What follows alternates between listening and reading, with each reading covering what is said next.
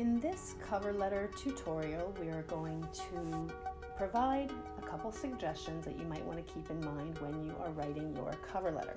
There are stylistic choices and content choices, and everything I'm going to be saying is obviously my opinion. So as always, if something feels right, that's great.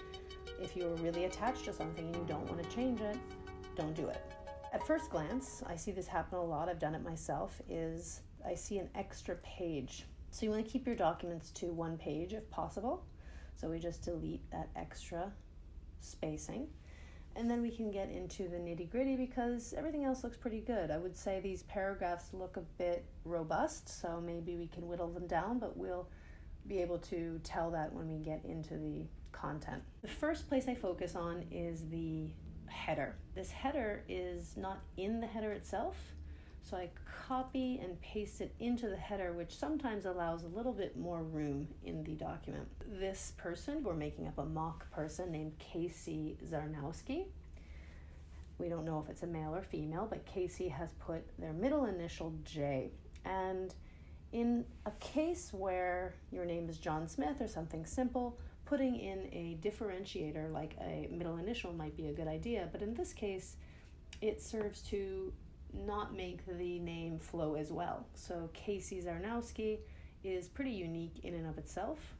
So let's leave that there. And I recommend to bold your name because this is your professional brand. So just like a company name, this is your brand name. Also make it bigger. I put it in 18 font. The next thing I notice on the next line is that this person, Casey, has included their address. It looks like a home address. We don't want to expose you and have people looking up your address, and they probably won't need to send you anything in the mail at this point. Probably are more likely to call you on the phone. Putting parentheses around your area code. Also on the next line, you can see that this email address, hotrod420@gmail.com. I don't know quite what it is, but it doesn't sound very professional. So you might want to create a new email address if you don't have it. So casey@gmail.com, for example.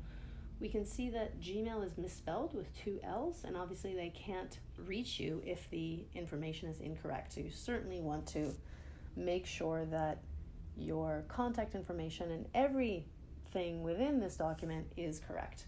I'm actually going to change the font. I see that it's Times New Roman. I'm going to change it to a font that I really like called Century Gothic. I just feel that it's easier to read.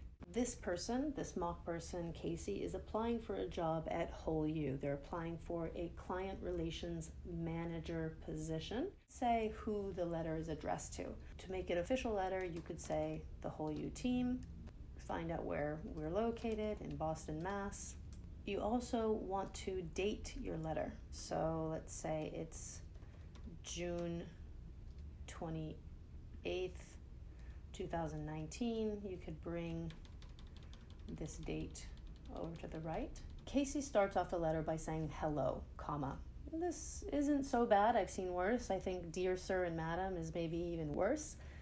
But hello is a little lackluster. So you could say, again, keeping it professional, Dear Whole U hiring team. I'm applying to the client relationship management position at Whole U based in Boston. Okay, so first off the bat, based in Boston is maybe not a necessary thing to say. A rule of thumb for cover letters, and I think all documents, is that less is more. You actually want to be more succinct. You want to be as succinct as possible. So as I'm looking here, Whole U, if you know how to spell it, it is spelled with a capital U and a capital W with a period at the end, but the period can serve as the period at the end of the sentence. I think this is a missed opportunity when you just say, I'm applying to the client relations management position. You could say, I'm excited to apply for the client relationship management position. And being excited and showing some emotion is not a bad idea if you're wanting to show enthusiasm for this role. You might want to capitalize these.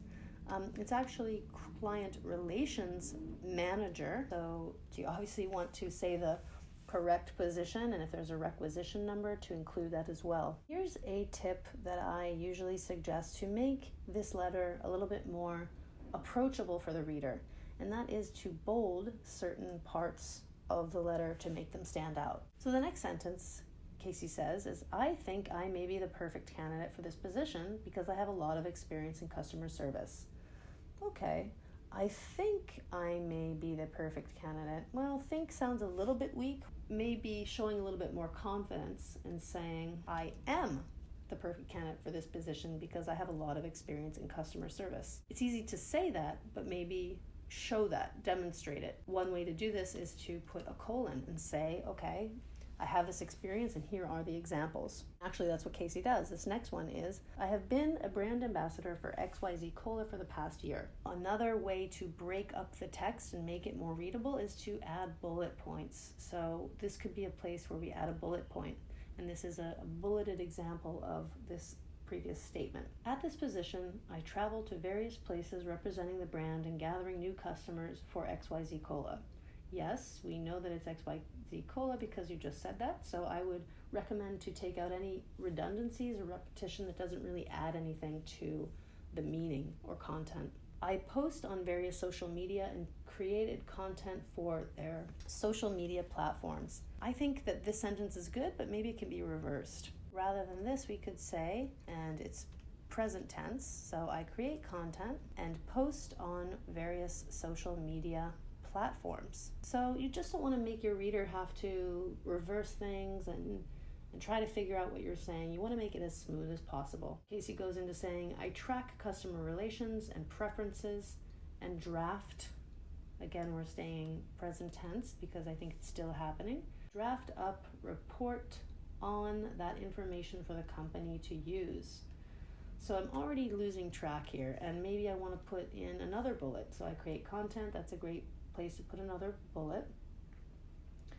I track customer relations and preferences and draft up, maybe taking out the up and just saying I draft reports on that information for the company to use. On that information for the company to use is kind of a filler. This is not really necessary to say because it's obvious. In addition, comma, I also assist in the marketing and advertising for the company. So I would take that out. In addition, it's just another bullet of what you're doing at this company. And as I'm looking through these bullets, we're seeing that a lot of these sentences start with I. So you could probably lump them in to this sentence above. So the perfect candidate for this position because I have a lot of experience in customer service. Actually change this from a bullet and just make it a sentence. So this would be the beginning of the bulleted list. As a brand ambassador for XYZ Cola for the past year, I, colon, and then remove this at this position and just start with travel, make that a bullet. I travel to various places representing the brand. Now, how can we shorten the sentence so there isn't a lone word by itself here? I travel to various places. Various places seems like it's not necessary. So I travel to represent the brand and gather new customers. Capital create content and post on various social media platforms. Capital track customer relations and preferences and draft reports. Maybe a comma here to break up the sentence a bit. Rather than I also, we could just put capital assist in the marketing and advertising for the company, giving my insights and opinions on how to increase sales, profitability, and brand awareness. All right. I wouldn't suggest going beyond a handful of bullets. You don't want to have the whole letter be bullets, but here we have 1, 2, 3, 4 bullets. I would say 3 to 5 is pretty acceptable. Let's see if we can make this non-bulleted, see what we're dealing with here. Here I made over 100,000 in commission during my year at the company. Now this could probably be the 5th bullet because that's sort of substantial in terms of a metric. I made 100,000. I assume it's dollars, so you could put a dollar sign and 100K plus, insinuating that it was more than that, in commission during my first year at the company. Great. My social media posts get on average 30,000 likes. I'm an excellent brand ambassador, and these skills would definitely make me a good fit for Whole You client relationship management position, which requires a candidate who is great with customers and is well versed in social media marketing. This is a statement. I think we can end the bullets now and do a paragraph statement like this. My social media posts get on average 30,000 likes. Maybe starting this sentence with, I am an excellent brand ambassador because, so starting the sentence saying, I'm an excellent brand ambassador, period. My social media posts get on average 30,000 likes. Now, these next sentences, I think, and these skills would definitely make me a good fit for Whole You client relationship management position. Well, you kind of said this at the top, so I don't think it's really necessary to repeat it. And then, which requires a candidate who is great with customers and is well versed in social media marketing. That also doesn't seem necessary because it's kind of obvious in the job description. Now, when we were talking about bolding, it's a very good idea to take words that you have highlighted from your cover letter alignment exercise, where you put the job description in one side of the page in one column on the left-hand side, and on the right-hand side column you write your comparable experience.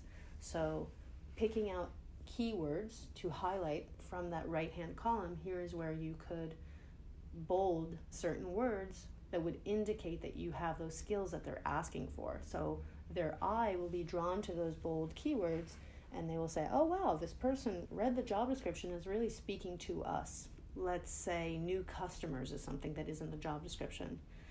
Create content, and so creating content. Tracking customer relations, perhaps. Assisting in marketing and advertising could be in there. On increasing sales.